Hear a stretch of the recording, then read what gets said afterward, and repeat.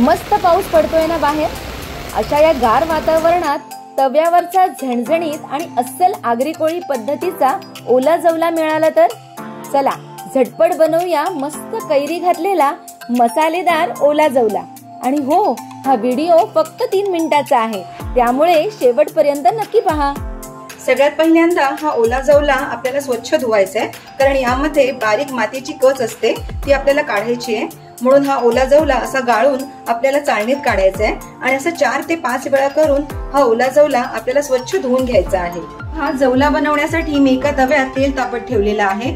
तेलाचं प्रमाण तुम्ही तुमच्या अंदाजाप्रमाणे कमी जास्त करू शकता। आता यामध्ये हे थोडंसं हिंग घालायचंय।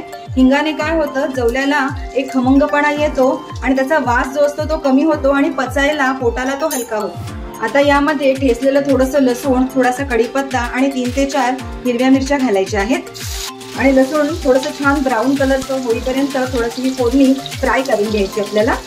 आता यामध्ये पाव चमचा हळद घालायची आहे। आता यामध्ये हे 2 कांदे मी जाडसर कापून घेतलेले आहेत ते घालायचे। आता हे कांदे छान फ्राय करून घ्यायचे आपल्याला, थोडेसे गोल्डन ब्राऊन होईपर्यंत आपल्याला फ्राय करायचे। कांदा फ्राय झाला की त्यामध्ये आता आपण ही आलं लसणाची पेस्ट घालूया। एक छोटा चमचा मी ही पेस्ट घातली आहे आणि आता हे सर्व छान फ्राय करून घेऊया। आता तुमच्या तिखटाच्या अंदाजाप्रमाणे याच्यामध्ये मसाला घालायचा आहे। इथे मी 1 चमचा आगरी कोळी मसाला घालतेय। हा मसाला या फोडणीत छान मिक्स करून घ्यायचा आहे आणि आता यामध्ये हा ओला जवला घालायचा आहे। यावर भरपूर अशी बारीक चिरलेली कोथिंबीर घालायची आहे आणि आता हे सर्व या मसाल्यामध्ये हा जवला छान मिक्स करून घ्यायचा आहे। तुम्ही बघू शकता जवला आपला फोडणीमध्ये अगदी व्यवस्थित मिक्स झालेला आहे। अगदी हलक्या हाताने हा मिक्स करायचा आहे, म्हणजे छान हा मोकळा मोकळा होतो। त्यामध्ये आता चवीप्रमाणे मीठ घालायचं आहे। मीठ व्यवस्थित जवल्यामध्ये मिक्स करून घ्यायचंय। ओला जवला 5 मिनिटासाठी मंद ते मीडियम गॅसवर असं झाकून शिजवून घ्यायचंय।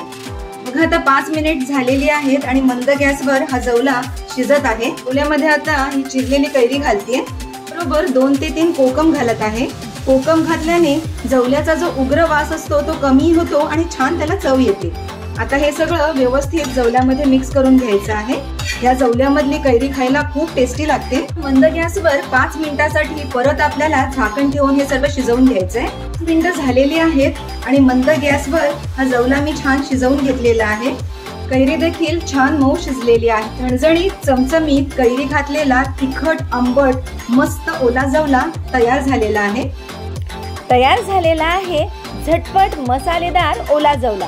व्हिडिओ आवडला असेल तर लाईक, शेअर आणि सबस्क्राईब करायला विसरू नका। धन्यवाद।